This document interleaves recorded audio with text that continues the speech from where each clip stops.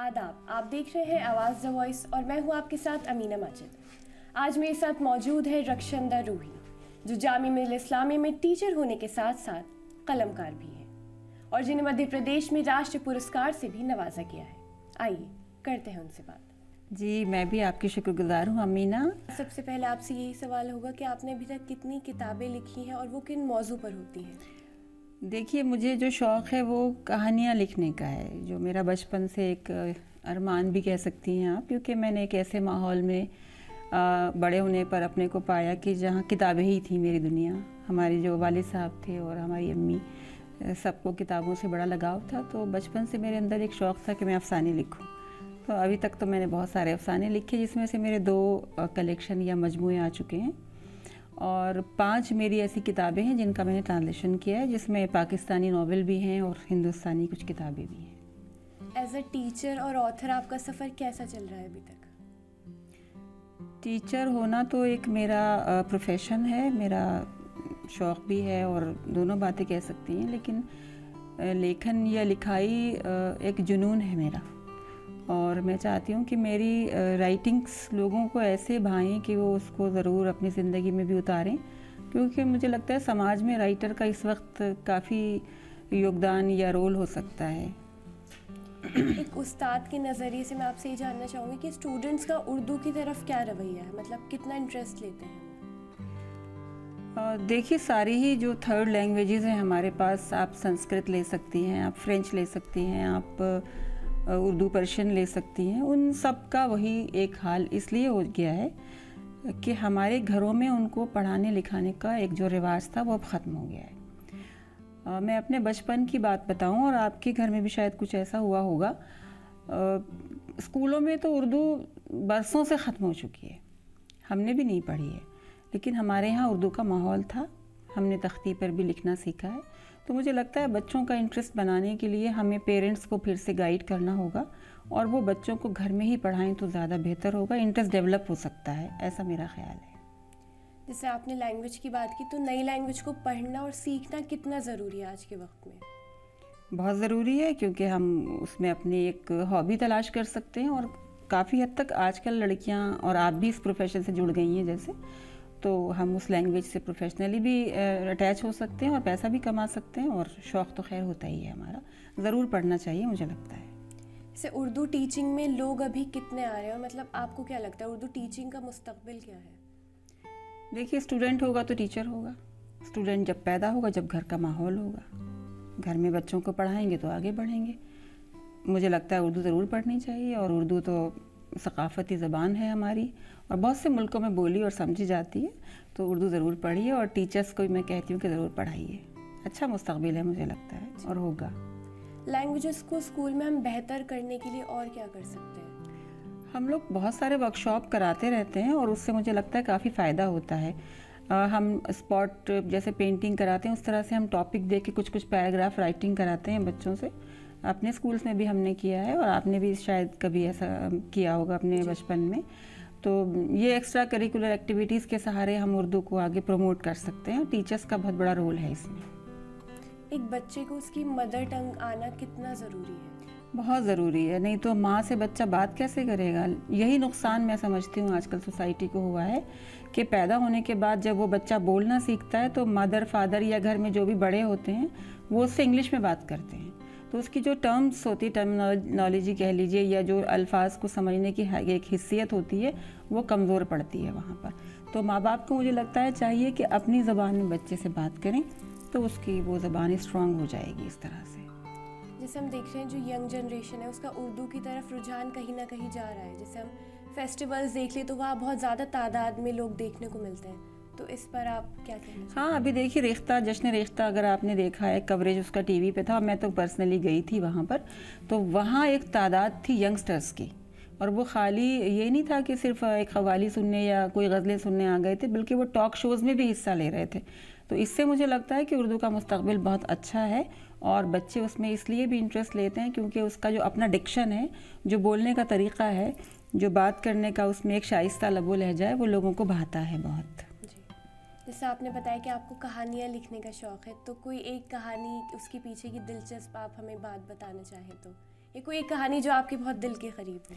جی، میری ایک کہانی میرے دل کے بہت قریب ہے، کیونکہ مجھے لگتا ہے کہیں کہیں سے میری زندگی کے کچھ حصے شامل ہو گئے ہیں، جانے انجانے ہو گئے ہیں، جبکہ رائٹر کی مجھے لگتا ہے ایک کمزوری ہے یہ کہ وہ اپنی نجی زندگی اس میں شامل کر لے.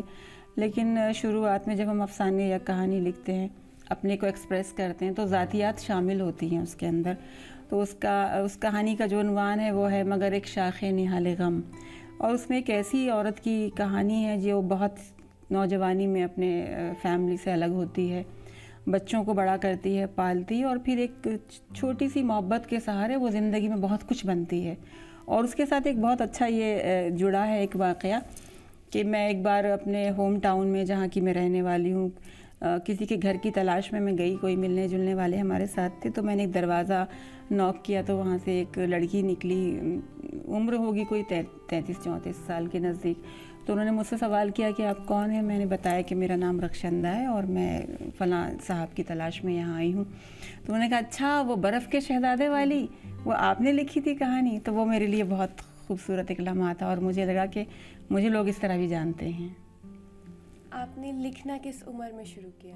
دیکھیے، لکھنا تو میں نے بہت چھوٹی عمر میں نہیں شروع کیا تھا، کیونکہ میں جیسے ہوتا تھا پہلے زمانے میں کہ 14 سال میں ہم نے ہائی اسکول کا امتحان دیا، اور پھر 17 سال میں میرا رشتہ ہوا، اور 17.5 سال میں میری شادی ہو گئی، پھر میرے 2 بچے ہوئے. تو میں نے اس وقت کہانی، افسانے، شاعری صرف پڑھا کرتی تھی، اور ایک ارمان تھا کہ لکھوں گی ضرور.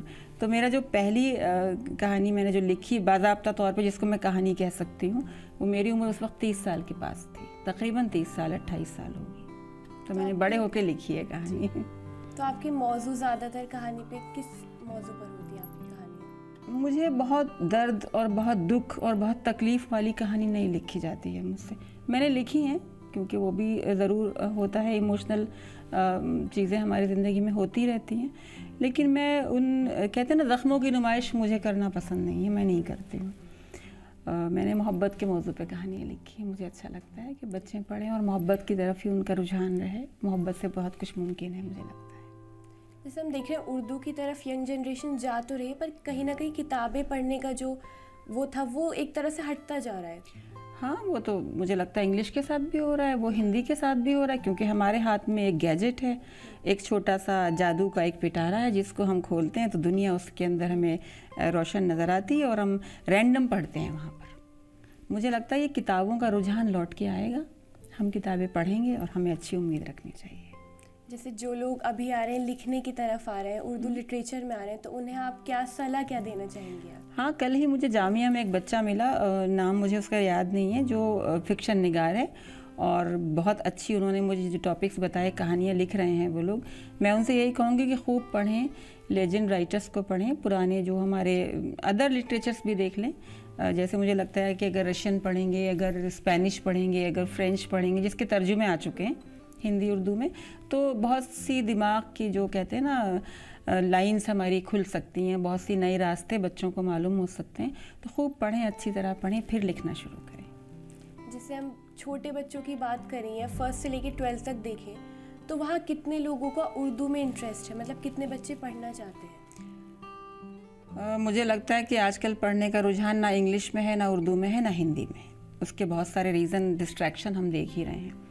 اردو کا رجحان بچوں میں ضرور ہوتا ہے، اور مجھے لگتا ہے انہی بچوں میں زیادہ ہوتا ہے جن کے گھروں میں اردو پڑھی لکھی اور بولی جاتی ہے، کیونکہ وہ، میں نے پہلے بھی کہا، اس کی وکیبلری سے، اس کے ڈکشن سے وہ بچے واقف ہوتے ہیں. اور ایک بات اور ہے، جو ابھی میرا کچھ ایک ورکشاپ تھی نیشنل بک ٹرسٹ میں گئی، وہاں میں نے بچوں کی کتابوں پہ تھوڑا سا کام کیا، ترجمے کیے، تو وہ بڑی خوبصورت کتابیں ان کی یہاں پبلش ہوتی ہیں، شائع ہوتی ہیں. اگر ہم ان کتابوں سے بچوں کو پڑھانا شروع کرتے ہیں تو بچوں کو انٹرسٹ ضرور پیدا ہوتا ہے، کیونکہ وہ پکچر کے حساب سے ایک کہانی چلتی رہتی ہے اس میں. تو میرا کہنا ہے کہ وہ والی کتابیں اس طرح کی اگر ہم خرید کے بچوں کو دیں اور کلاس میں بھی پڑھائیں گے تو ان کا انٹرسٹ ضرور بن جائے گا اور وہ پڑھیں گے اردو.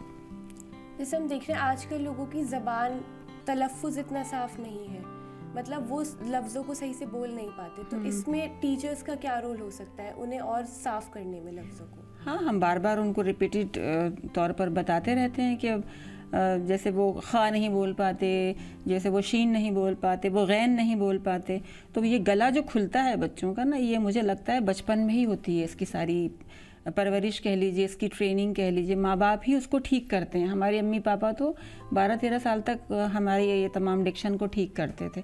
टीचर का रोल ज़रूर होता है, लेकिन टीचर के पास जब बच्चा आता है तो वो पुख्ता होने लगता है तकरीबन, उसका जो लबो लहजा होता है। तो पहला तो स्कूल घर है मेरा ख्याल है, लेकिन उसके बाद भी टीचर का तो रोल है ही, हम उसके डिक्शन को ठीक करें वक्त आने पर भी, और टाइम टू टाइम जब क्लास में बोलता है तब भी, तो बहुत फ़र्क पड़ सकता है। टीचर तो टीचर है ना, उसको तो हर वक्त उसको ठीक करना होता है। अगर आपको हमारी वीडियो पसंद आई हो तो चैनल को सब्सक्राइब करना ना भूलें।